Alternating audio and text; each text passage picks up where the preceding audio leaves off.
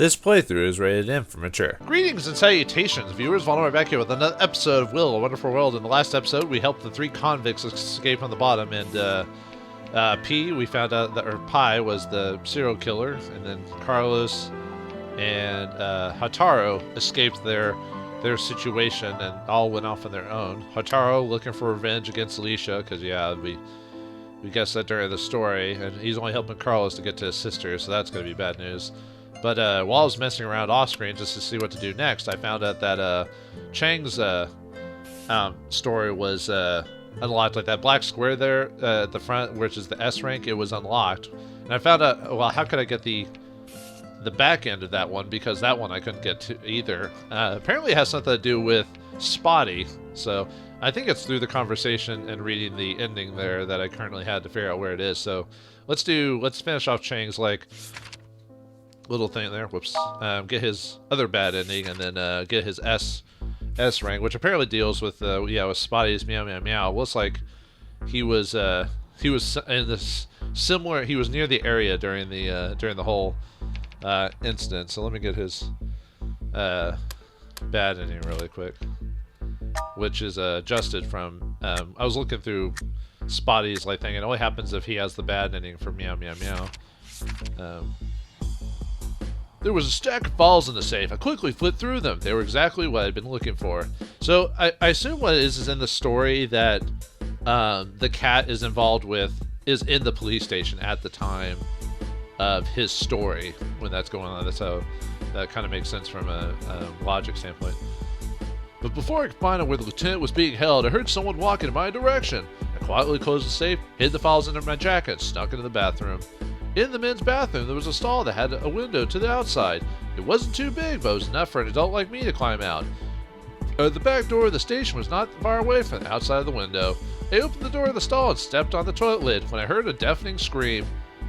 Meow. Stepped on Spotty's tail. I let out a scream myself and fell to the floor. The bathroom door opened. The person who had just come in was none other than Lieutenant Kim.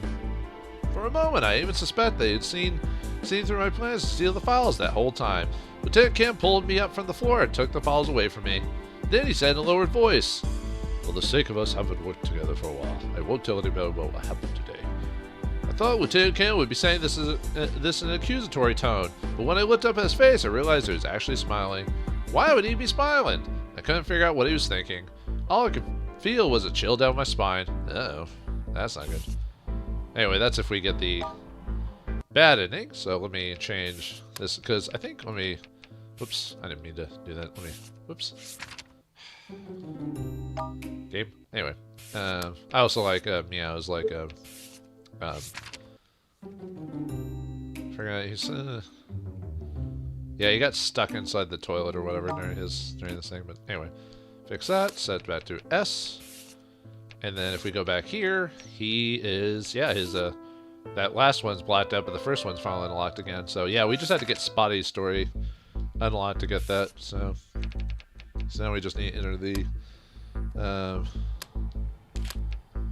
right thing here, and that should get hit this rank, and then we can get on with the story. So yeah, most of the stories we need now are basically the detectives for the most part.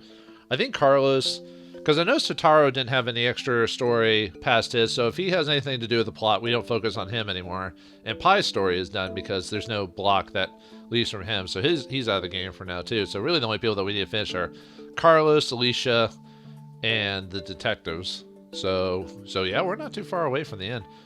I'm looking for, going in my direction, sung in the bathroom, and climb out, from the window. So, okay. So I left the station without being seen by anyone, just like that. According to the files, Lieutenant Kang was being held in Detention Center Number 6. I was one of the special facilities that were used specifically to hold suspects of special interest. I hid the files in the tall grass, not too close to the detention center. Then I walked up to the entrance, empty-handed. I showed the guard my ID and told him that I'd like to see Lieutenant Kang. Kang back here. The guard checked the record book in his hand. No visitations allowed for this person. Check again. I'm a police officer. I waved my ID to prove my identity. It doesn't matter. You need special permission to visit him. He shook his head and closed the book. I didn't leave immediately as I tried to think of another way to get in. My forehead started to sweat under the guard's suspicious stare. You wanted to see King Becchia? What's your name? A guard over 2 meters tall was standing behind me. I hadn't even noticed him there. He had startled me when he suddenly spoke. I showed him my police ID. It had my name and my unit on it. The tall guard gave back my ID and nodded at the guard. Then he said, "Follow me." As soon as I saw Lieutenant Kang sit down on the other side of the glass, I immediately picked up the phone on the wall. I had to take this chance at asking him to tell me everything. Lieutenant Kang held the phone up to his mouth and mumbled something quietly. I could understand that he might be feeling low, but this was not the time. I came here to help him, but I couldn't hear him at all. What was that, Lieutenant? I can't hear you. Lieutenant Kang leaned forward and got close to the glass. Despite knowing that his voice could only come through the phone, I couldn't help but lean forward too. And then he spoke. I was so shocked that I sprung back into my seat and I almost dropped the phone in my hand. I didn't realize that. The man sitting right in front of me was Officer Ji Yan. Yep, looks like they had swapped places somewhere down the line or something. Because, she had transfigured herself, which makes sense, yeah. Anyway, now that that's done, we finally get to the next. Ooh, wow, bunch of letters. Yi, let's go home. Blue Lady, and this is my justice. Wow, we're getting these final little bits here, because I feel like, I feel like we're like right there on the cusp, my friend. Right there. Okay. Well, let's get these endings out of the way, shall we? Or if not, it's like almost there, that type of thing. We were heading towards the port in the Black Sedan by Yi. She had received reliable information that Mr. Lee had some business at the warehouse there tonight. I should be able to see him. Before heading out, Yi had prepared all kinds of weapons, some even hand grenades. She said I had already become an enemy of the Black Dragon King, and showing up like this after escaping prison was practically committing suicide. If I insisted on going on, we had to be prepared. But all of the weapons were too difficult for me to use. It took me forever to figure out how to use a handgun, not to mention the others. Oh yeah, I guess he wasn't really much of a, what's the word? Wasn't much of a, because he didn't want to, break his code or whatever, so, anyway. So at the end, I decided only to take a gun with me. No matter what happened tonight, I had to take this opportunity to get an answer from Mr. Lin. We were about 1 kilometer away from port when Lee stopped the car. I opened the door. To be honest, I wish you wouldn't to leave me. He grabbed into my clothes. There was barely any human traffic around here. Nothing except a group of trees nearby. It felt a little creepy indeed. But I have to go. How about I leave you the gun? You idiot. That's not what I mean. I mean... No, because he saved her and, got a little close there. It's like, her face became red. For some reason, my heart was suddenly beating faster. And my face was getting red too, even hot. Hot. I even felt my hair perking up. Was this what they call magic? Oh, sorry, that's the wrong game. He pulled her hand back into the car. I'll be waiting here. Then she rolled up the window. I stared at her from outside, nodded in my head, and walked past the port. I wonder where Taro went to, though, because, he was doing his own thing. You'd think he'd be following Carlos around to figure out... Maybe he is following her, we just don't know yet. I stared at her from outside, nodded my head, and walked towards the port. No matter what, I must come back in one piece. I had so many things I wanted to tell her. Halfway to the port, I heard a strange sound of a bird chirping. It didn't sound like regular birds. I began to worry about Yi. I ran back to where the car was. The black sedan was there, but the driver's side door was wide open, and there was no one inside the car. I saw a few drops of blood on the ground near the door. I got into the car and started the engine. I was driving at the highest speed possible. I went through every single road and alley I could find nearby, but I couldn't find any other cars or people that looked suspicious. The sun had come out, and I still couldn't find Yi. In the end, I didn't see Mr. Lin at the port, and I had lost Yi. She was gone, just like that. There were too many people who had reason to harm her. It could be an enemy of the Blood Gang, or it could be someone with a personal grudge like Mr. Kwan. It was all my fault. I should not have let her wait for me there. Lord, please bring her back to me. Carlos. Alright, well, let's see what Alicia's doing at the same time. I didn't hold a funeral for Zuko. The night of his death, a man and a woman in blue tracksuits came over. They told me that they had been his longtime designated party hunters. There was no sign of grief on their faces. They just moved his body into a body bag like it was, put him in a body bag! I knew that, never mind. It was business as usual. They enlisted and canceled the phone number. His Victor 3-month-old magazine was also thrown in a body bag and taken away. Might as well be buried what you loved, right? All that was left to me was Zuko's old credentials to his business app and all of the contact information for his informants over the years. He seemed to know that I would still need all of this one day. One night, it was almost as if this person had never even existed. It was like magic.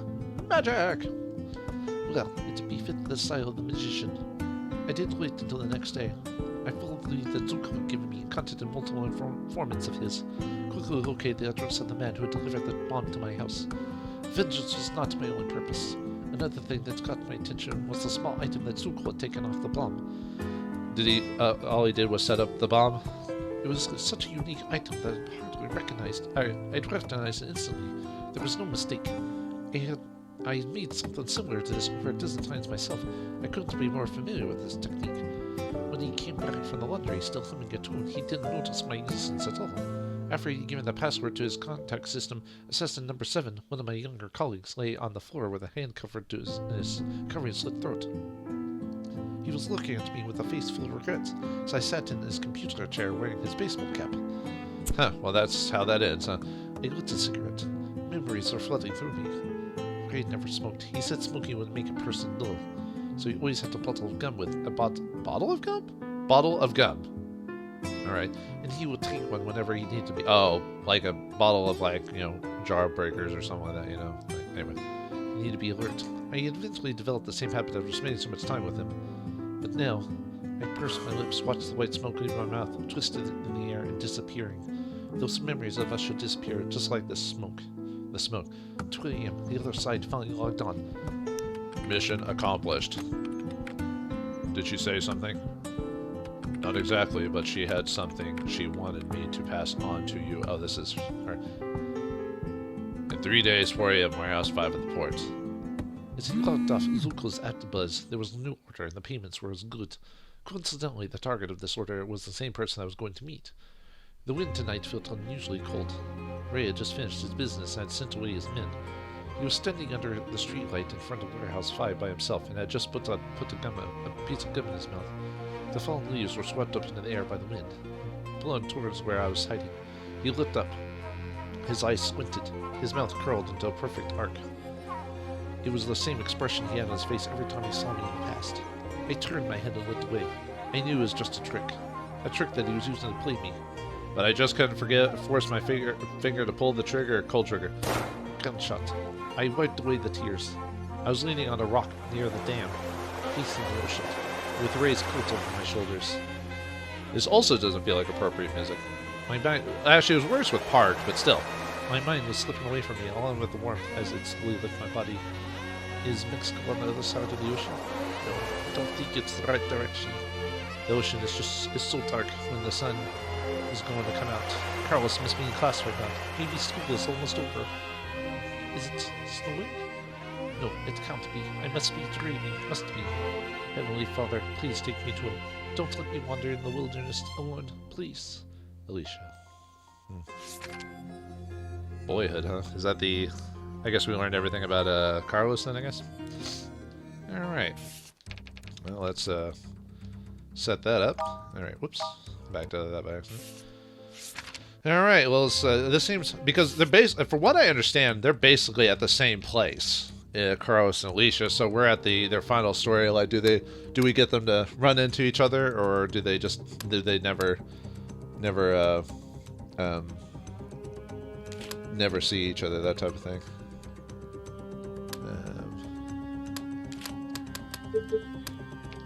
Let's see, where can this be set? I assume, yeah, it can't be on her side or it can't be on Carlos's side. So,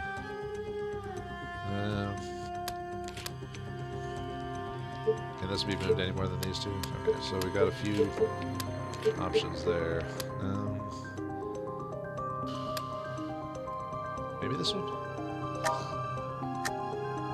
Yeah, I feel like, and there's only so many. I think there's only so many options. Because I saw on the thing it was like 5 or whatever. 2 gunshots. His bullet grazed my left shoulder, and mine went through his right eye. To be honest, I wish you wouldn't leave me. I stood up facing the dam, facing the dark ocean, with Ray's coat over my shoulder. I still could feel the warmth and final warmth from his body. Tears were streaming my face and dancing in the wind. Eventually the breath was gone. Farewell, Ray. I pushed his already cold body down the dam and kept rolling into the pitch black water below. In the midst of the waves, I thought I heard Carlos calling my name. I turned around. The wind had blown Ray's coat off my shoulders, and it carried the coat into the ocean. On the other side of the road, my younger brother, whom I hadn't seen in 9 years, was standing under a streetlight. It wasn't a dream. It really wasn't a dream this time. Yeah, she kept thinking he was in, like, Mexico this whole time, but nope, he should come after you, but, life has been a bitch. He wasn't moving, though. He must have seen me push Ray down. I didn't know whether I should go forward or back away. I never imagined that this would be how our Heavenly Father would punish me. Meanwhile, seeing Carlos at that moment made me temporarily lose my assassin's instincts. I didn't even notice the amateur who had followed behind Carlos and was now staring at me from behind the cargo containers 20 meters away from me. He was just an amateur with an amateur weapon, but he got me. Well, a gun's a gun, no matter who wields it. Yeah. The bullet went straight through my heart. I had only 7 seconds left. I stepped forward. 20 meters away. 6 seconds. 16 meters away. 5 seconds. 10 meters away. 4 seconds. 4 meters away. 3 seconds. I touched his hand. 2 seconds. I kissed his forehead. 1 second. Forgive me. So close. I sent Yi back away into a black sedan and immediately ran towards the port. It was almost daytime. There was no fishermen around yet, and everyone was so quiet at the port. Warehouse 5 was located at the corner of the outskirts of the port. I could always see it in the distance. Then I heard a loud gunshot come from the direction. When I finally got there, I saw 2 people on the dam in front of the warehouse. One of them had just pushed the other down the dam. It was Mr. Lin. He had just fallen into the ocean. So Ray was Lin? Huh. The one standing on the dam was a woman. Her long, curly, maroon hair was dancing wildly in the wind. It was almost like death was cheering her on. It had been too many years since I'd last seen her, but I could still recognize her in a heartbeat. Even though she's, like, her probably mental attitude or stature and everything has completely changed since then, but I guess, you know, siblings, right? I hesitated, then called out her name. She turned around, eyes met. I was right, it was her. It was Alicia. It was my big sister. I couldn't understand what I was feeling. I couldn't move, my feet were on edge. Another gunshot came out of nowhere. I didn't realize it had anything to do with us at first. And until Alicia had come so close to me, did I notice that blood was coming out of her chest. She had been bleeding as she walked from where she was, all the way to where it was. It was like a... Okay, stop with the was now. Was like a little red stream following her footsteps. She touched my hand, kissed my forehead. She said something, but it was too quiet. I couldn't hear it. My tears were flooding down my face uncontrollably. They were dropping on her hands and on her face. Why would this happen to me? To us! The bad ending. Well, oh, yeah, only 4, so we've only got so many variations. Oh, no, he's got 5. I thought, okay. Think. Maybe, okay. Whoops, sorry. Wonder if, nah, that doesn't do anything. How about, no, that doesn't give us. Well, let me, okay. Let me stop messing with that for a second. So, we got first final thing. Okay. Let's see. Let me think.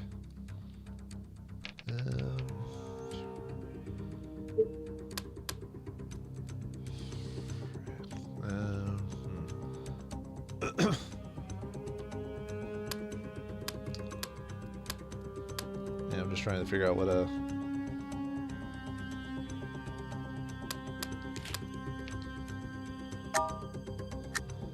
I got her other ending, but not his. I couldn't make my shot as tears blew from my right eye. 2 gunshots. I turned my head and looked away. I wiped away the tears. I was leaning on a rock near the dam, facing the ocean, with Ray's coat over my shoulder. Mine slipped away with me. Okay, that's the same. No, I don't think it's the right direction. No, I don't think it's the right direction. The ocean is so dark. When is the sun going to come out? Carlos must be in class right now. Maybe school is almost over. Is it snowing? Okay, that's the same. Must be dreaming, must be... Please take me these. Okay. Yeah, it's just slightly different from our other ending. Now I just have to figure out. So we figured out all her bad endings. We just have to get Carlos's various endings.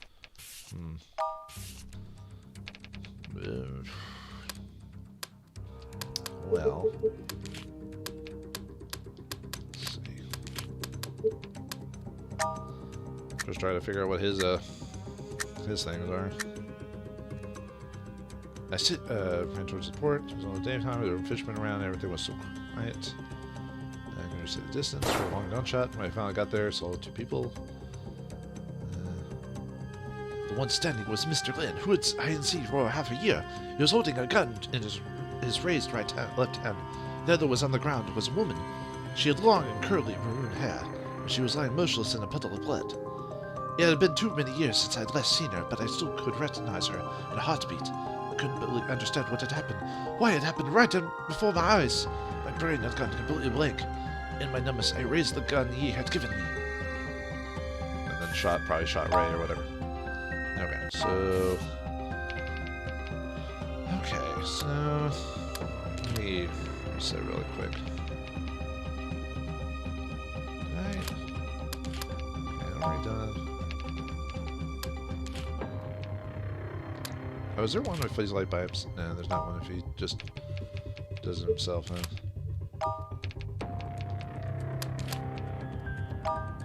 Okay. I think I have an idea how to get her final ending. It's just trying to figure out what I need to do for Carlos. Let me look at their things again. Just to be... let me try... See, I already did that. Oh, no, I didn't? I thought I did that combination. Huh. Okay. But I have to go. You idiot, that's not what I mean. I mean... Her face became red. Oh.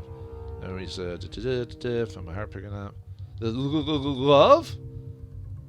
Yeah, I'll be... He put her hand back in the car. I'll be waiting. I'll be waiting here. Oh, wait, I put my hand on the window. Wait! I had noticed something in the trees nearby.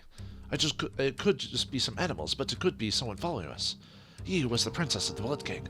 I couldn't leave her here by herself. I walked around the area for a little while after Yi had driven away, making sure nobody was following her. I waited until there was no more unusual rustling of the trees, then continued walking to the port.